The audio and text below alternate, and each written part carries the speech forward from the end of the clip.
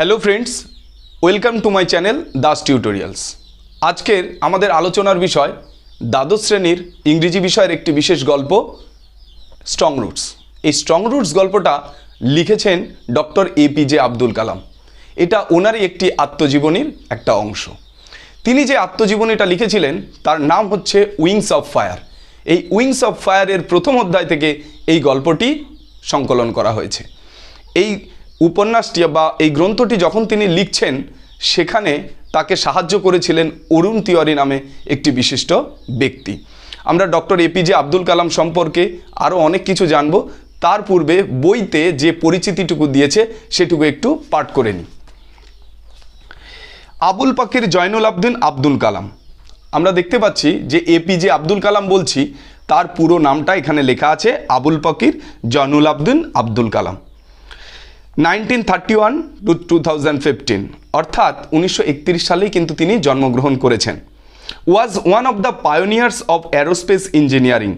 One of the pioneers, pioneer মানেই হচ্ছে অগ্রদূত, of aerospace engineering in India, ভারতবর্ষের যে মহাকাশ গবেষণা বা যন্ত্রবিদ্যা সেখানকারই একজন অগ্রদূত ছিলেন এই doctor A.P.J. Abdul Kalam. Aerospace মানে মহাকাশ এবং ইঞ্জিনিয়ারিং মানে হচ্ছে, আমরা স্বভাবত ইঞ্জিনিয়ারিং বলে থাকি কিন্তু ইঞ্জিনিয়ারিং মানে হচ্ছে যন্ত্রবিদ্যা। For a major part of his life, অর্থাৎ জীবনের মেজর পার্ট মানে অনেকটা অংশ বা বেশিরভাগটা, he worked as a scientist, অর্থাৎ একজন বিজ্ঞানী হিসাবে তিনি কাজ করেছেন। ইন ইন্ডিয়ান স্পেস প্রোগ্রামস, অর্থাৎ ভারতীয় যে মহাকাশ গবেষণা বা যে প্রোগ্রামগুলো হয় সেই প্রোগ্রামার অনুযায়ী তিনি কাজ করেছেন। সাম অফ হিজ ফেমাস ওয়ার্কস আর, তিনি যে আরও লেখালেখিগুলো করেছিলেন তার মধ্যে খুব বিখ্যাত লেখাগুলো ছিল ইন্ডিয়া 2020, ইগনিটেড মাইন্ডস, ইগনিটেড মানে হচ্ছে বার্নিং, উইংস অফ ফায়ার, এই লেখাগুলো। এছাড়া আরও অনেক লেখা আছে, সেগুলো এখানে দেয়নি। He was the president of India from 2002 to 2007, অর্থাৎ 2 থেকে 5 সাল, এই যে 5টা বছর, এই 5 বছর ভারতবর্ষের 1 নম্বর ব্যক্তি হিসাবে তিনি পরিচিত ছিলেন। Strong roots is an extract from doctor Kalam's autobiography wings of fire. আমরা প্রথমেই বলেছি যে উইংস অফ ফায়ার নামক গ্রন্থ থেকেই বা অটোবায়োগ্রাফি বা আত্মজীবনীমূলক গ্রন্থ থেকেই এই গল্পটা নেওয়া হয়েছে। ইন দিস এক্সট্রাক্ট, এই গল্পটাতে বা এখানে, হি talks about his childhood in his home town, অর্থাৎ তিনি যে শহরে ছিলেন বা তার যে এরিয়া বা তার এলাকার যে তার শৈশব থেকে যে ঘটনাবলী এখানে সেই ব্যাপারে তিনি আলোচনা করেছেন। The piece presents a delightful sketch, খুব সুন্দর একটা স্কেচ করেছেন এখানে of the author's early life, অর্থাৎ লেখকের প্রাথমিক জীবন সম্পর্কে দারুণ একটা ছবি তুলে ধরেছেন। And the development of his spiritual growth, এবং তার যে আধ্যাত্মিক উন্নতি সেইটা নিয়ে এখানে যথেষ্ট সুন্দরভাবে একটা ছবি তুলে ধরেছেন। আমি এই গল্পটা শুরুর আগে বেশ কিছু কথা বলবো যেগুলো জানলে এই গল্পটা পড়তে অনেকটাই ভালো লাগবে এবং অনেক কিছু জানা যাবে। Doctor A.P.J. আব্দুল কালাম যখন ছোট ছিলেন তখন কিন্তু তার বাবা জয়নুল আবদিন ওনাকে খুব সন্তর্পণে অর্থাৎ খুব সাবধানে মানুষ করেছিলেন। জয়নুল আবদিন অর্থাৎ তার পিতার কিন্তু অনেক ফর্মাল এডুকেশন ছিল না, তা সত্ত্বেও তিনি তার ছেলেকে কিভাবে আগামী দিনে এগিয়ে যেতে পারে সেইভাবে ধীরে ধীরে অল্প অল্প করে করে তাকে সেই জ্ঞানগুলো দিতে থাকলেন। তিনি হাত ধরে প্রতিদিন সন্ধ্যাবেলায় মসজিদে নিয়ে যেতেন প্রার্থনা করার জন্য। আরবিতে যে প্রার্থনা হতো এটা সম্পর্কে আব্দুল কালাম কিন্তু কিছুই বুঝতেন না, কিন্তু তবু তার বিশ্বাস ছিল, আল্লাহর প্রতি তার অগাধ বিশ্বাস ছিল। তিনি ভাবতেন যে আমি না বুঝলেও এই কথাগুলো নিশ্চয়ই উপরওয়ালা অর্থাৎ গডের কাছে অথবা আল্লাহর কাছে এগুলো পৌঁছাচ্ছে। সেই বিশ্বাস নিয়ে তিনি তার কর্মের মধ্যে তিনি তার বিশ্বাসকে ব্যবহার করেছিলেন।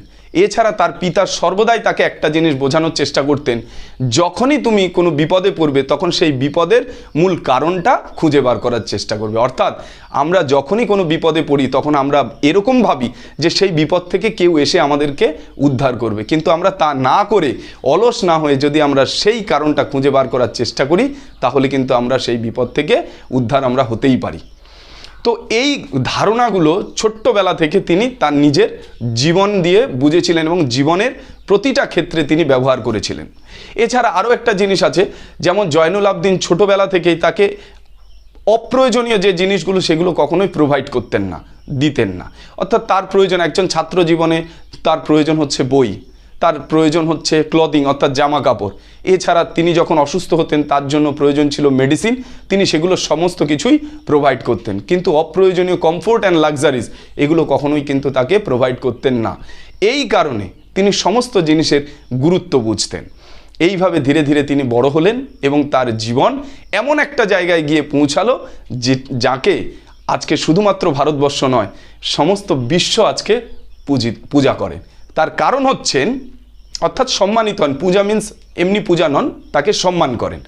এই কারণে বলছি, আমরা যদি তার জীবনীটা এখানে দেখি, আমরা অনেক কিছু এখানে লিখেছি, যেমন এই যে গল্পটা সোর্স লিখেছি, source of the story wings of fire, 1919 লেখা, 1999 সালে এটা লেখা।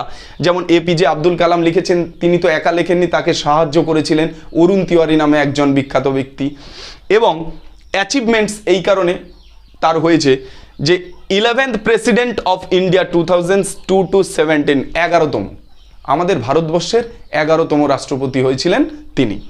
His 79th birthday was recognized as world students day, বিশ্ব ছাত্র দিবস।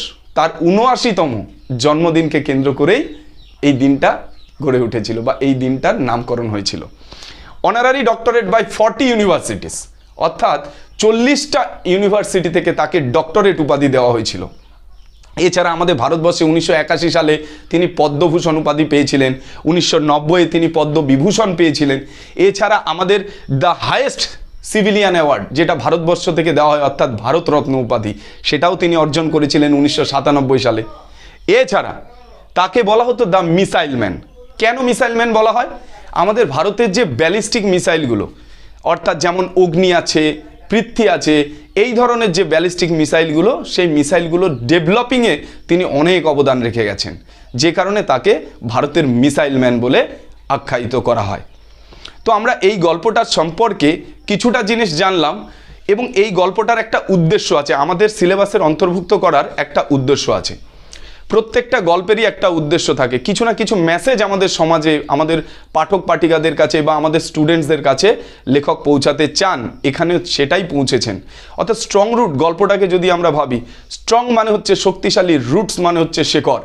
অর্থাৎ একটা উদ্ভিদ যদি ছোট্টবেলা থেকে বা তার একেবারে গ্রোথ থেকে আমরা দেখি, তাহলে দেখব যার মূলগুলোকে ধীরে ধীরে ধীরে ধীরে সে ছড়িয়ে ফেলে মাটির বিভিন্ন অংশে, অর্থাৎ সে তার নিজের গোড়াটাকে শক্ত করে ধরে নেয়। এই কারণে বড় হওয়ার পর পর সে যাতে পরিবেশের বিভিন্ন প্রতিকূলতায় ভেঙে না পড়ে।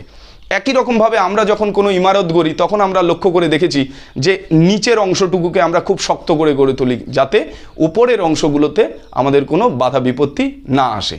একই রকমভাবে একটা সন্তান, একটা মানুষ যখন ছোট্টবেলা থেকে গড়ে ওঠে, তখন সে যদি তার বেসটাকে শক্ত করে, অর্থাৎ তার ধারণা, তার স্বপ্ন, সমস্ত কিছুকে যদি শক্ত করে সে ধরে রাখে, তাহলে আগামী দিনে সে তার লক্ষ্যে পৌঁছাতে পারে। এ প্রসঙ্গে আমার একটা কথা মনে পড়ে যায়, আমরা স্বপ্ন দেখতে শিখিনি, যারা স্বপ্ন দেখতে পেরেছি তারা কিন্তু আমাদের জীবনের লক্ষ্যে কিন্তু পৌঁছতে পেরেছি। এখানে ডক্টর A.P.J. আব্দুল কালাম একটা মন্তব্য করেছিলেন যে স্বপ্ন সেটাই যেটা তোমাকে রাতে ঘুমোতে দেয় না, স্বপ্ন সেটা নয় যেটা আমরা রাতে ঘুমিয়ে দেখি। সুতরাং অত্যন্ত গুরুত্বপূর্ণ কথা।